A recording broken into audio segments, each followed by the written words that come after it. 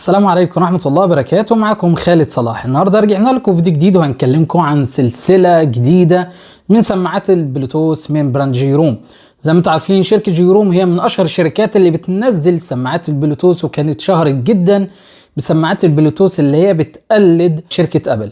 النهارده جينا لكم بسلسلة جديدة اسمها فان بودز، بينزل منها اف بي 1 و2 و3.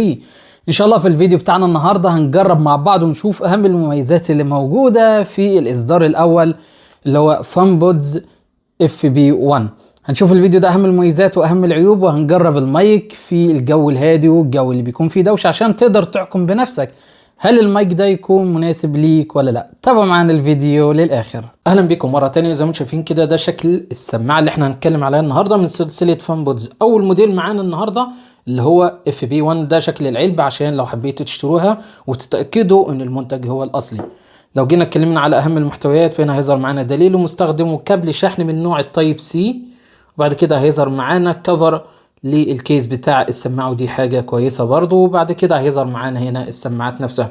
لو جينا اتكلمنا على السماعه هنا فحجمها مش كبير قوي. لو جينا اتكلمنا على الخامه بتاعتها فيها من البلاستيك، والخامه هنا مط او اللون مط علشان البصمه ما تبانش فيها. لو بصينا هنا كده فهيظهر معانا اللمبه الخاصه بالشحن، ودي بتبين لك مستوى الشحن في الكيس، وفي نفس الوقت هنا هيظهر معانا منفذ الشحن التايب سي، ومن خلف هنا مفيش معانا غير كلمه جيروم. لو جينا بصينا على السماعات نفسها فهي بتيجي بتصميم السيمي ان اير زي ما انتم شايفين كده. ده التصميم القديم خالص. في ناس بتفضل التصميم ده لحد دلوقتي، لان في ناس بتشتكي من التصميم الان اير اللي هو بيكون فيه قطعة سيليكون هنا بتدخل في الاذن بشكل كبير، ودي بيكون اهم مميزاتها ان هي بتعزلك بشكل كبير عن العالم الخارجي. لكن في بعض الناس بتتضايق منها، بتفضل التصميم سيمين اير اللي هو العادي اللي انتم شايفينه هنا. لو جينا بصينا على السماعات ديت فهي تصميمها شكلها شيك جدا، وهيظهر معانا اللمبات الخاصة بالبيرنج مود. اول ما بتربط السماعات ديت مع الموبايل فهتلاقي اللمبات ديت بتقفل معاك بشكل سريع. لو جينا اتكلمنا على البطارية في السماعات ديت فعايز اقول لك ان البوكس هنا بيجي ببطارية حجم 400 ملي امبير، تقدر تشحنها في ساعة ونص. والسماعات ديت بتيجي ببطارية 35 ملي امبير، برضو تقدر تشحنها في ساعة ونص. البوكس ده يقدر يشحن السماعات ديت 4 مرات، ويدي لك مجمل ساعات التشغيل 35 ساعة. وهنا مكتوب ان انت لو شحنت البوكس ده لمدة 10 دقايق هيدي لك استخدام لمدة ساعة كاملة. هنا بيقول لك برضو ان السماعات ديت لو انت تستخدمها في الميديا بمستوى صوت 70% فتشتغل معاك 7 ساعات. لو انت تستخدمها في المكالمات فهتشتغل معاك 5 ساعات. لو انت عامل الصوت او الفوليوم بتاعها المستوى 70%. السماعات دي بتيجي بلوتوث 5.3، المدى بتاعها 10 متر، وده حاجة كويسة ويدي لك استقرار اكبر. لو جينا اتكلمنا على الالوان فعايز اقول لك ان السماعات ديت متوفرة باللون الاسود اللي هو معانا النهاردة، متوفرة برضو باللون الابيض. السماعات ديت فيها المايك من تحت هنا، واداء المايك ده اللي احنا هنشوفه مع بعض في تجربتنا دلوقتي. لو جينا اتكلمنا على صوت السماعات ديت فالصوت بتاعها نقدر نقول عليه مقبول وصوتها كويس.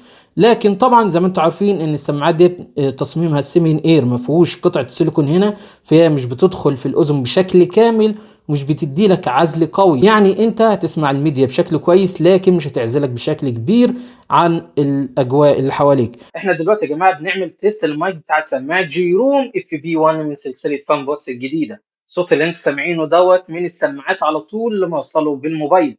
الصوت احنا مش عاملين له اي اديت ولا في اي دوشه حوالينا، والدنيا هاديه خالص. في البدايه كده عايز اقول لكم ما ينفعش نقارن بين الصوت اللي انتم بتسمعوه دلوقتي وبين الصوت اللي اتسجل بيه الحلقه، لان الحلقه اتسجلت بمايك من نوع بويا ثمنه غالي جدا.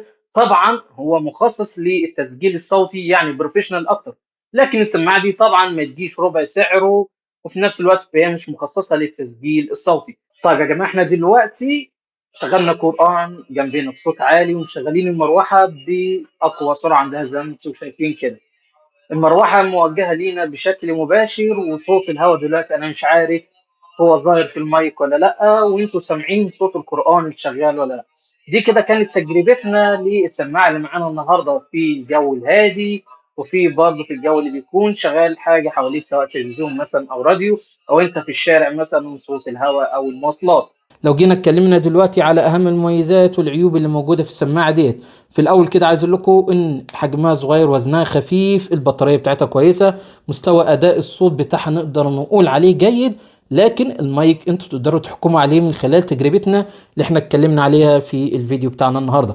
بخصوص اهم العيوب، انا كنت اتمنى ان البوكس ده يكون فيه خاصيه الشحن الوايرلس، او ان السماعات ديت يكون فيها برضو السنسور الخاص بتاع التشغيل التلقائي. لو جينا اتكلمنا كده على السعر، فعايز اقول لكم ان السماعات ديت متوفرة هنا في السعودية تقريبا 75 ريال سعودي، وفي مصر هي مش متوفرة حاليا، وان شاء الله اول ما هتتوفر هنجيب لكم السعر كام بالظبط. وبكده يا جماعة احنا وصلنا لنهاية الفيديو، اتمنى يكون الفيديو عجبكم، ولو عندكم اي اسئلة اكتبوا لنا تحت في التعليقات، وان شاء الله هنرد عليكم باسرع وقت ممكن. ما تنسوش في الفيديو اللي جاي هنعمل لكم مراجعة للاصدار الثاني. اتمنى يكون الفيديو عجبكم مرة تانية. ما تنسوش تشتركوا في قناتنا على اليوتيوب، وتابعونا على الفيسبوك وانستجرام وتويتر، وهنسيب لكم لينكات شراء تحت اسفل الفيديو. والسلام عليكم ورحمة الله وبركاته.